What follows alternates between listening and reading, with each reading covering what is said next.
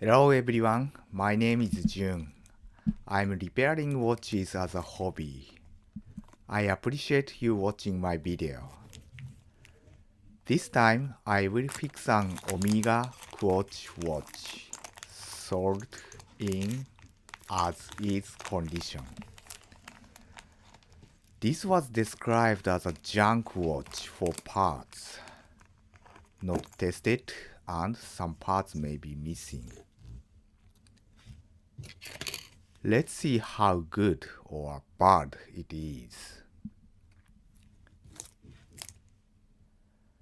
There are some service records on the caseback. This is good. There is noticeable damage to the dial, which is a shame. Let's see if it works. It runs. To be honest, I didn't expect this run. This movement has a push stem to set the time. Let's try to set the time. It works. I wondered why the seller described this as junk. But soon I noticed the reason. The case should have a push button, but it was missing. That would be the reason, and I will manage it later.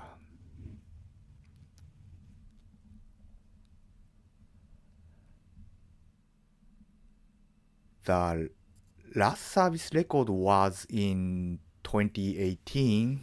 It was 7 years ago. It would be a good time to service the movement. So before addressing the watch case problem, I'm disassembling the movement to clean and lubricate the mechanical parts.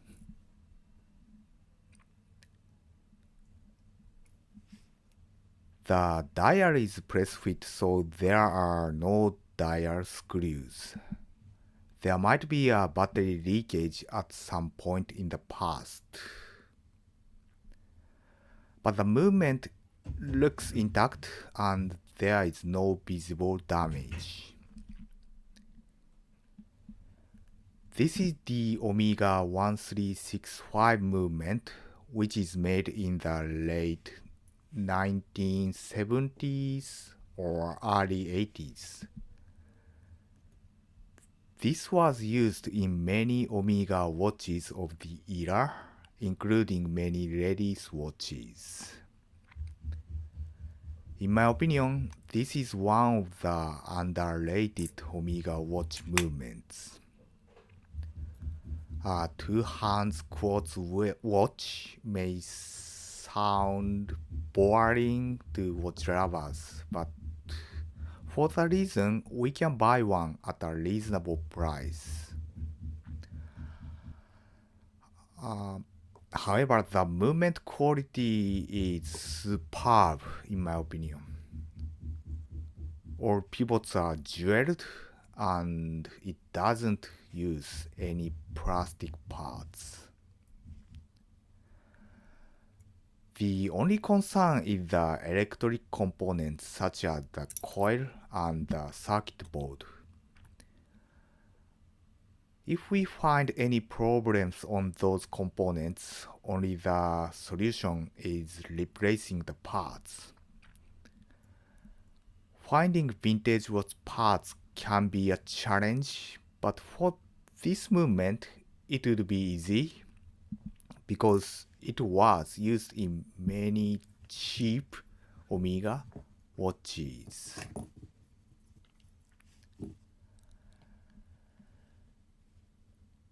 Let's go back to the video. I completed the disassembly. There are some more parts on the plate, but from my experience, we don't need to remove them.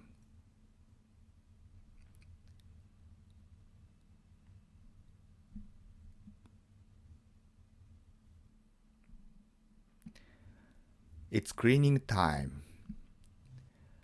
I'm removing old oil from jewels with pegged as usual. I didn't see any visible oil or grease on it, but it's always good to do.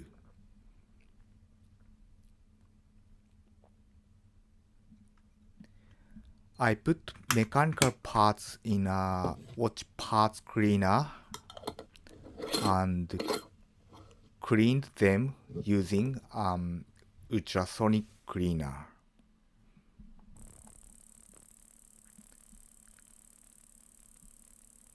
Then I rinsed them with water.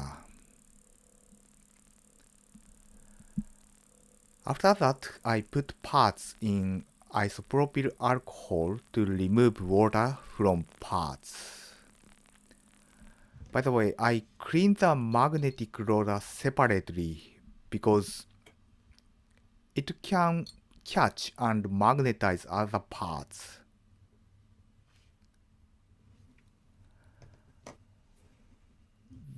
That's all the mechanical parts. How simple it is, right? For the circuit board, I used isopropyl alcohol to remove the surface dirt. I didn't touch the coil, which is the most fragile part of a quartz watch. We can do nothing. Alright, let's assemble the movement. I put a light viscosity oil for jewels. The assembly is straightforward since it doesn't have so many parts. This movement has a jeweled pearl that's the only thing we need to care about in the assembly process.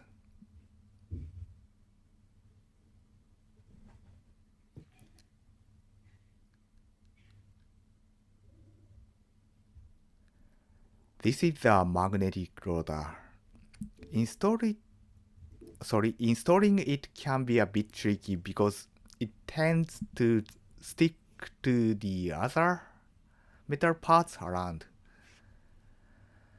And this is the center wheel. It should engage with the pole, which prevents reverse rotation. This is the intermediate wheel for the magnetic roller, so it should mesh with the roller.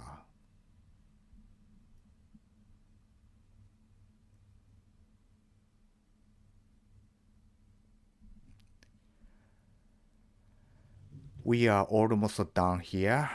This is the bridge for wheels.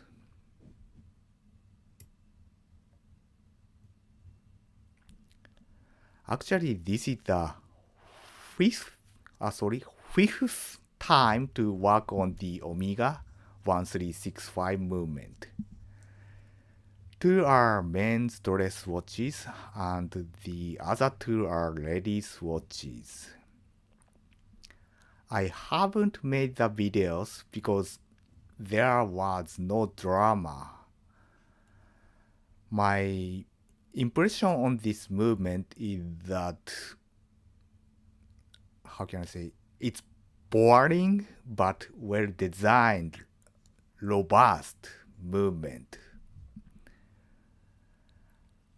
So far, I've never seen critical issues with this movement.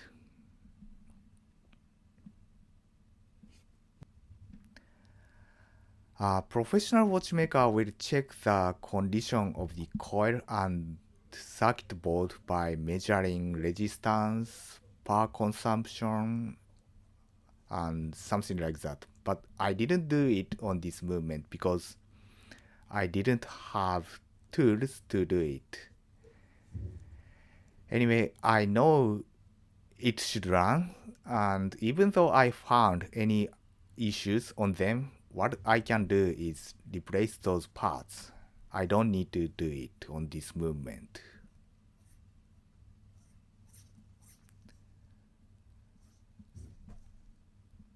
This is a checkpoint. It looks good.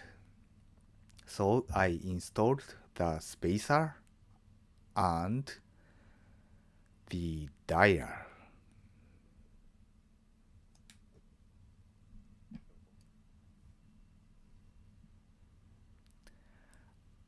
I installed the hands at 12 o'clock position. We can see the noticeable stain on the center of the dial, but we can do nothing.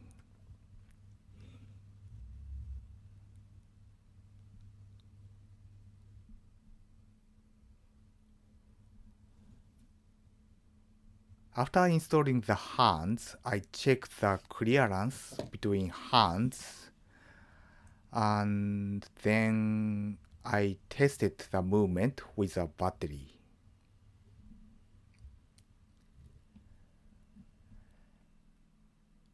Let's address the big problem. It's not about scratch on the case back. The problem is a missing push button that there should be here.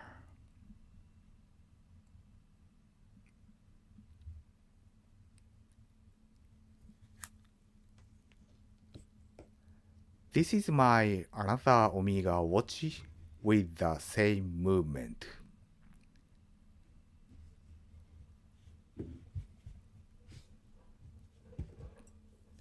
This is the push button there should be. A professional watchmaker can make the part from a metal rod with a lathe, but I don't have that tool. So I found a perfect material in my parts box for making a pusher. This is a stem for the Omega 1340 movement. The diameter was perfect for the watch case. So I cut the stem and adjusted the length with a file. It was a piece of cake.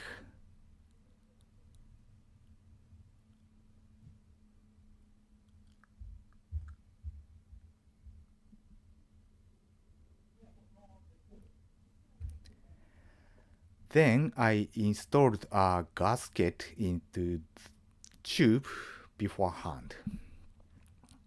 It will hold the stem and make it watertight a bit.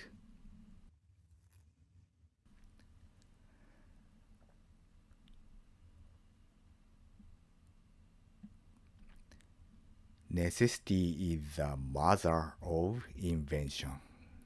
It worked better than I expected.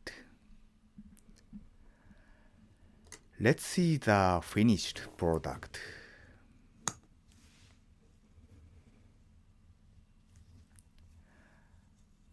I would say it's hard to see which is what. What do you think?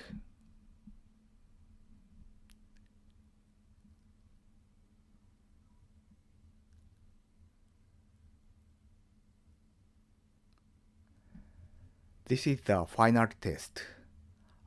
Press and hold can advance the time by 1 hour. And a single push advances the time by minute. Alright, that's all for this video. Thank you for always watching my video. I hope you enjoyed this one too. I'll be back with another watch soon. See you then. Bye bye.